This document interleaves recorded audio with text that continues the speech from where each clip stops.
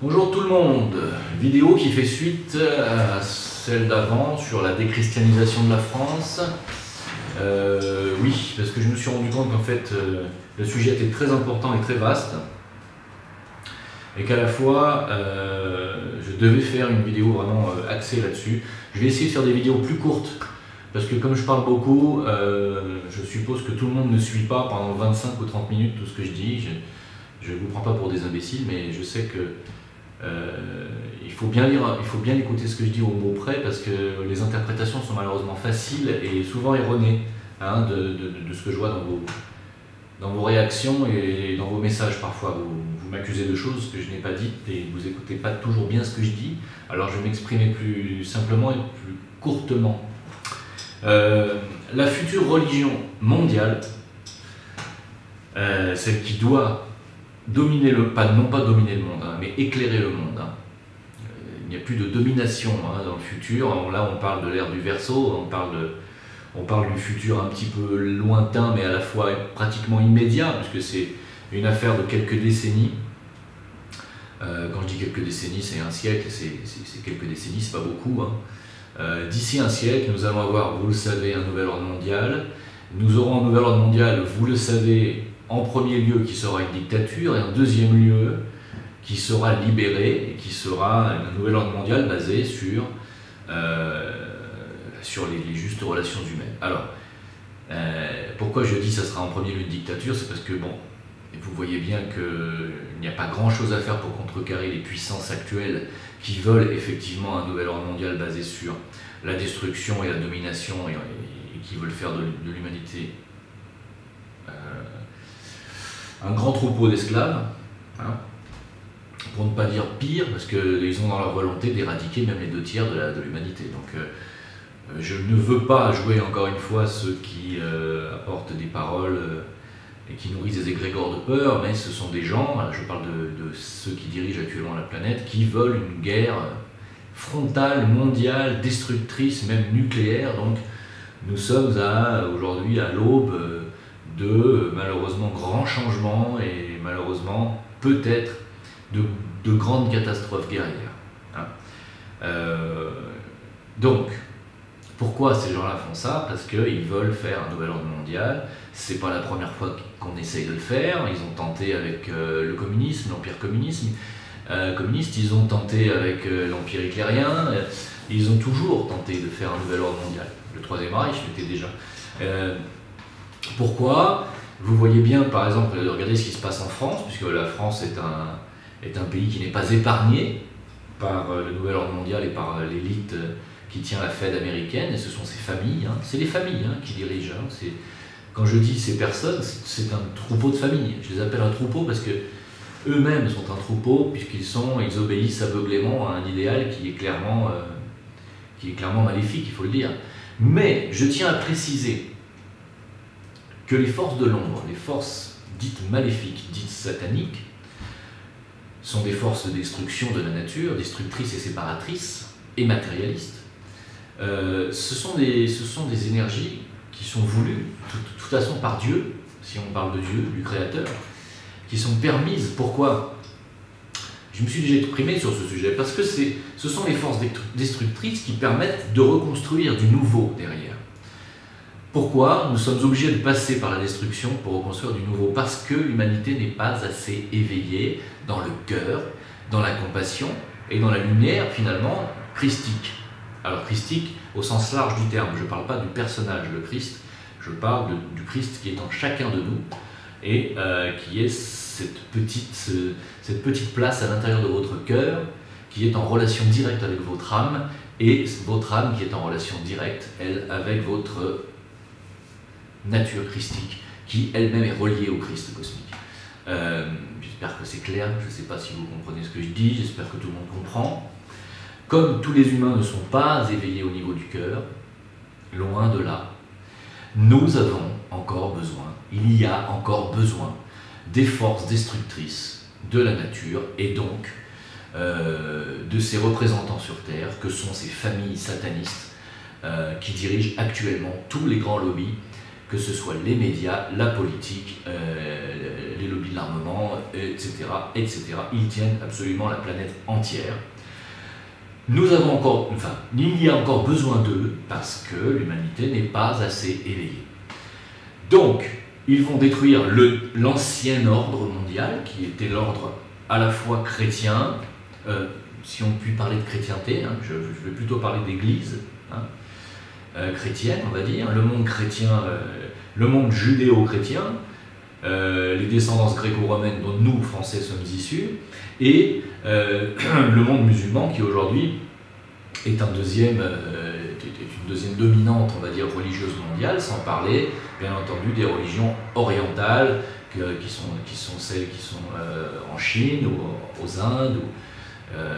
Voilà. Donc il y a à peu près trois mondes, on va dire, religieux différents, 3 ordres religieux différents. Et ces gens qui sont satanistes veulent détruire cet ancien ordre, veulent détruire la chrétienté, veulent détruire l'islam, et ils détruiront finalement en fin de compte aussi les vieilles croyances chinoises, hindouistes, etc. Ils finiront par s'attaquer également à ça. Pour l'instant ils ne peuvent pas parce que la Chine et les Indes représentent à elles seules déjà 3 milliards de personnes, soit quasiment la moitié de la population mondiale. Donc il va falloir un conflit, malheureusement j'ai pas envie de parler de ça trop longuement sur cette vidéo. La chrétienté, on voit qu'ils sont en train de la détruire, on voit qu'en France, qui est un champ d'expérimentation pour l'élite satanique, vous avez vu ce qu'on fait de la chrétienté en France, est-ce que j'ai besoin de vous le montrer? Enfin, quand je dis la chrétienté, je parle de l'Église, là, en l'occurrence. Ils sont en train de détruire l'Église. En fait, de détruire et de réduire à néant l'influence du Vatican. Hein. Alors, moi je suis outré quand on traîne un prêtre par les pieds pour le sortir de son église. Je suis outré parce que je considère qu'un prêtre, malgré tout, est quelqu'un animé de bonne foi, et que ce n'est pas forcément, comme tout le monde le dit, quelqu'un qui est pédophile dans l'âme ou qui est prêt à être défroqué pour X raisons. Il y a beaucoup de prêtres, et j'en ai connu et j'en connais, qui sont des gens vraiment fantastiques, d'une richesse et d'une culture extraordinaire, et d'une bonté, en général, extraordinaire. Hein. Donc, il ne faut pas tout mélanger. Par contre, ils obéissent aux ordres du Vatican, et même très souvent, même s'ils ne sont pas d'accord avec les injonctions du Vatican, ils sont quand même obligés de les appliquer. Donc c'est un dogme, hein, l'Église est un dogme qui a fait des dégâts en 2000 ans, des dégâts dans la tête des gens, qui a fait des dégâts parmi l'humanité. Et donc l'Église satanique, pardon, l'élite satanique actuellement, n'essaye pas, est en train de détruire l'Église, tout simplement. Hein. Moi, personnellement, je vous dirais que c'est pas spécialement une mauvaise chose de détruire cette Église-là, celle qui a tué, qui s'est servie de l'Inquisition pendant 2000 ans, enfin, il n'y a pas eu l'Inquisition pendant 2000 ans, mais je veux dire qui s'est servi des sévices, des tortures, etc., pour faire avouer des péchés ou des choses comme ça. Cette Église qui est allée pendant des siècles et des siècles à l'envers et à l'encontre des véritables enseignements du Christ. Hein. Je le rappelle, dois-je le rappeler, les véritables enseignements du Christ, c'est tends la joue droite si on te frappe sur la gauche, c'est aime ton ennemi plus que ton ami, c'est aimez-vous les uns les autres, c'est la compassion, c'est la guérison, c'est l'amour inconditionnel, c'est-à-dire donner sans ne rien attendre en retour. C'est vraiment ça, c'est avoir de la pitié, de l'empathie pour les êtres qui souffrent. Est-ce que l'Église a fait ça? Est-ce que l'Église a été la représentante de ces préceptes-là pendant 2000 ans? Moi je vous le demande. Et d'ailleurs je vous le dis, non, absolument pas. Hein. Ce qui ne veut pas dire que dans l'Église et parmi les prêtres, il n'y a pas des gens qui sont comme ça. Il y a des gens christiques, évidemment, bien sûr. Hein. Mais ce ne sont pas eux qui dirigent l'Église. Hein. Donc l'ordre satanique actuel est en train de détruire cette Église. Moi, je trouve que c'est une chose qui est affreuse sur le plan de la forme, mais sur le fond, je trouve que c'est bien, parce qu'il faut une réforme de cette Église qui n'est plus christique, qui n'est plus chrétienne. Pour moi, l'Église n'est pas chrétienne. Quand on me dit « mais tu es anti-chrétien dans ton discours », non, je suis anti-Église. Pas anti-Église, mais je ne cautionne pas cette Église. Je ne cautionne pas ce Vatican, je ne cautionne pas ce pape, je ne cautionne pas ce système de caste, je ne cautionne pas ce dogme. Je cautionne les vraies paroles du Christ. Voilà. Donc je suis un vrai chrétien, un vrai christique. De vrai, de vrai. Hein. Voilà, j'espère que là j'ai été clair. cette élite satanique est en train de faire la même chose avec l'islam. L'islam qui a besoin d'une révolution interne. J'en ai déjà parlé dans les vidéos, l'islam est très divisé. Et l'islam a besoin d'une réforme, c'est une évidence absolue, parce qu'il y a dans l'islam des erreurs probablement, ou de retranscription, ou d'interprétation, ou à un moment donné de choses qui ont été nécessaires à une époque, mais qui aujourd'hui ne sont plus du tout adaptées. L'islam a besoin d'être réformé, et l'islam n'est pas du tout le rempart au nouvel ordre mondial, pas plus que la chrétienté. Contrairement à ce que dit Pierre Hillard, je ne suis pas d'accord avec lui. Toutes les religions sont un rempart au nouvel ordre mondial satanique. Toutes les religions, tous les discours qui se veulent dans la lumière et qui se veulent dans la vérité de Dieu sont un rempart au gouvernement mondial satanique, sont un rempart à Satan. Il y a une part de la chrétienté qui est un rempart à ce nouvel ordre mondial satanique, et il y a une part de l'islam qui est un rempart à ce nouvel ordre satanique, je suis tout à fait d'accord. Mais quand on regarde à quel point l'Église est loin des prêches du Christ, quand on se rend compte à quel point l'islam contient de meurtriers et de gens violents, et j'ai pas dit que tous les musulmans étaient violents, attention, hein, moi je sais faire la différence et la distinction, hein. On voit bien qu'il y a besoin de réforme, hein, et ce nouvel ordre mondial qui est en train d'arriver par le biais de ces satanistes est un nouvel ordre mondial qui va casser les œufs pour faire une omelette nouvelle. C'est évident, hein. Il faut se dire qu'on a besoin et on est obligé de passer par là, parce que l'humain lui-même n'est pas assez intelligent et assez sage pour faire ses propres réformes lui-même, dans la sagesse et dans la lumière de son cœur, parce qu'il n'est pas connecté avec son cœur. J'espère que là je suis clair. Voilà. Donc, nous avons le même problème avec le judaïsme, qui est une petite religion, puisqu'ils ne sont que 15 millions dans le monde entier. Les gens croient qu'il y a 50 millions de juifs en France, il y en a qui croient qu'il y a des centaines de millions de juifs dans le monde. Ils sont 15 millions dans le monde entier. 15 millions. Est-ce que vous vous rendez compte? C'est rien du tout. D'accord? Et pourtant, ils dominent, hein, d'accord? Mais dans la religion judaïque, c'est la même chose. Je veux dire, il y a besoin de mise à jour. La dernière personne qui est venue faire une mise à jour dans la religion juive, c'est Jésus. Hein, vous avez vu comment ils l'ont traité. Et là, je ne parle pas des juifs, je parle des élites juives. Je parle des sabbatéistes ou des messianiques actuels, hein, qui étaient à l'époque déjà à la tête. Hein. Ces barbus, hein, dont on parle, hein, les barbus, on les retrouve aussi dans l'islam. Voilà. Donc, toutes ces religions ont besoin d'être réformées. Toutes. Voilà. Il va y avoir de la casse. Hein. Et pourquoi je vous dis sur cette vidéo que la future Église sera, la future religion mondiale sera la véritable chrétienté? Parce que lorsque nous aurons un nouvel ordre mondial, avec un gouvernement mondial, qui sera cette fois, je l'espère, non pas axé à Jérusalem, mais axé dans une ville où règne la lumière, et où règne la sagesse, et où règne l'équité et le partage équitable entre tous les humains et tous les règnes humains et tous les pays, hein, pas Israël. Hein, quand il y aura ce nouvel ordre mondial, une fois que ce nouvel ordre mondial chaotique aura pris fin, je ne sais pas dans combien de temps, peut-être dans 20 ou 30 ans, peut-être avant, peut-être après, je ne peux pas savoir exactement, je ne suis pas prophète, alors arriveront même des guides spirituels qui viendront réformer ce nouvel ordre et qui viendront unifier ce nouvel ordre autour des enseignements du Christ.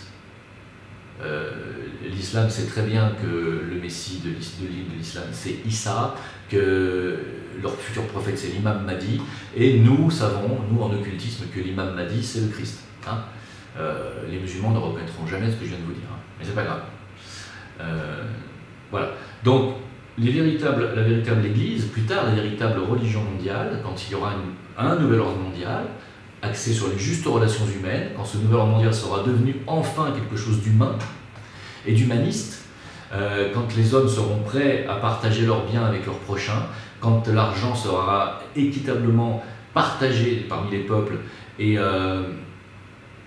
quand les transactions commerciales seront équitables pour tout le monde, quand l'éducation sera la même sur la planète, gratuite et accessible à tous, quand il y aura de l'eau accessible à tous, quand il y aura à manger de manière saine, sans faire de mal au peuple animal, etc., etc., nous aurons alors de nouveaux guides, et ces guides viendront nous apprendre et nous enseigner la future religion mondiale, qui sera une fusion entre tout ce qui reste de bon des anciennes religions. Hein? Je dis bien ce qui reste de bon à prendre. Aussi bien dans le bouddhisme que dans l'hindouisme, que dans le judaïsme, que dans l'islam, que dans la chrétienté actuelle.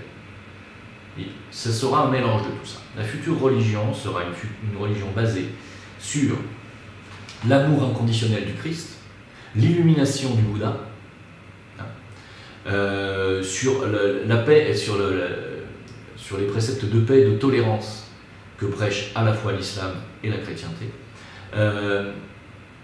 sur la connaissance que prêchent les prêtres kabbalistes et les rose-croix occultes, ou bien les écoles d'initiation occulte, que sont certaines écoles qui ne sont absolument pas sataniques, contrairement à ce que vous croyez, mais qui sont des écoles qui travaillent dans le sens des paroles des maîtres de sagesse, hein, dont font partie le Christ et Bouddha. Voilà la future religion mondiale. Ce serait une religion où il sera admis et même avéré scientifiquement qu'effectivement nous ne mourrons pas après la mort, qu'effectivement l'âme est une réalité, et ça c'est à la France de le démontrer scientifiquement. La France a pour but de démontrer scientifiquement l'existence de l'âme. C'est le but occulte de la France. Et donc que la réincarnation est un fait, et que la réincarnation est un principe absolument immuable pour tout être humain et animal. Nous mettrons en lumière l'existence des atomes permanents, ce qui expliquera les préceptes de la connaissance occulte ancestrale, qui nous apprend que nous nous réincarnons par ce système de mémoire, par le biais de nos atomes permanents. Et là, je vous invite à aller voir mes anciennes vidéos sur ces sujets, que sont les atomes permanents, la réincarnation, les initiations. Hein. L'ascension et l'illumination feront partie de cette future religion, et le but de l'humanité sera alors de se relier avec son âme, de construire son antakarana, qui est ce pont de lumière mentale, en énergie mentale, qui permet de relier notre personnalité à notre âme. Et donc ensuite, nous apprendrons cela à l'école, hein, aux enfants. Et voilà l'ère du Verseau, voilà ce qui arrive. Parce que lorsque tout le monde sera connecté et aura construit son antakarana de manière mentale, eh bien, nous aurons tous la capacité d'avoir les pouvoirs de l'âme en nous-mêmes, et c'est-à-dire les pouvoirs qu'ont utilisés tous les prophètes de tous les temps. Hein. Et même, on aura même les pouvoirs de guérison de Jésus, on aura des pouvoirs de guérison, des pouvoirs de télépathie, on aura les pouvoirs d'Alice Bailey, qui a écrit ses livres en télépathie absolue. Nous serons en connexion avec nos maîtres, hein, avec les maîtres de sagesse, et voilà ce qui arrive, voilà ce qui attend l'humanité. C'est extraordinaire. Hein. Alors, parce que je veux faire une vidéo positive. Hein, tout ça nous attend. Hein. Ça aurait pu être possible aujourd'hui.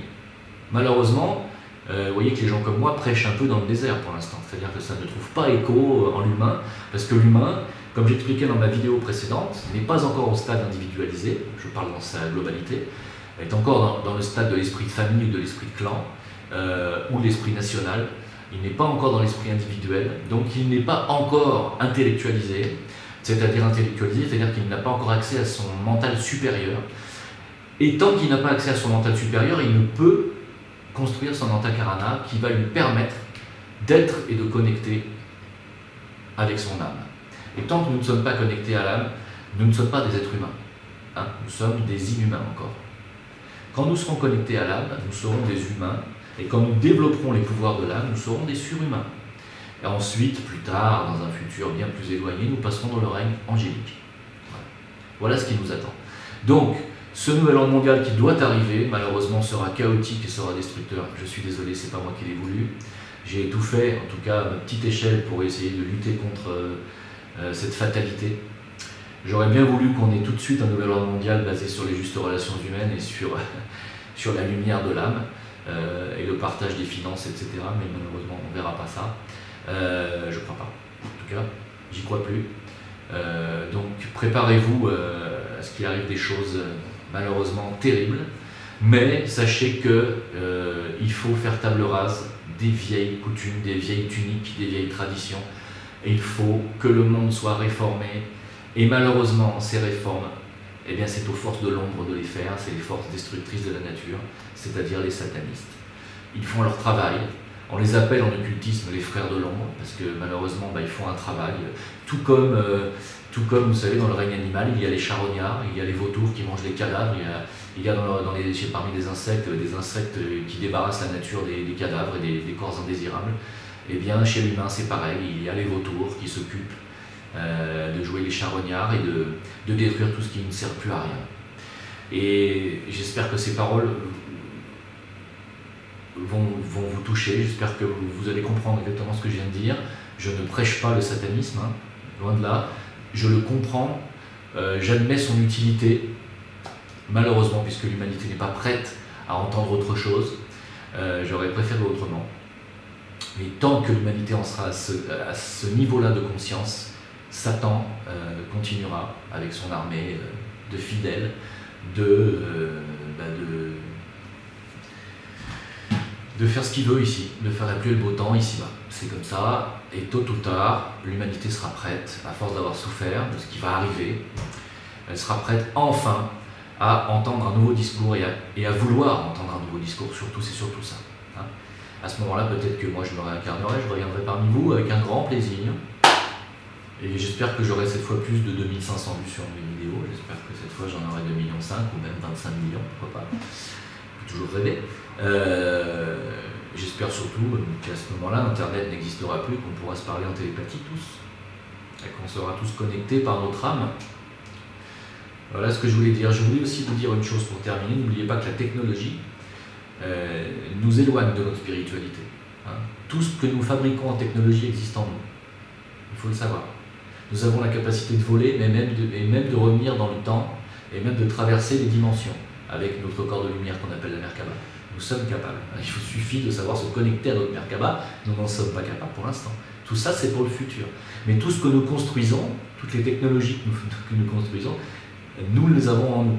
Hein, à part peut-être la machine à laver. Voilà. Non, mais comprenez ce que je veux dire. C'est-à-dire que toutes ces technologies ne sont pas une fin en soi. Et ce n'est pas le but. Voilà. A bientôt, je l'espère, pour une future vidéo. Je ne sais pas encore de quoi ça parlera parce que je ne fais qu'improviser. A bientôt, au revoir.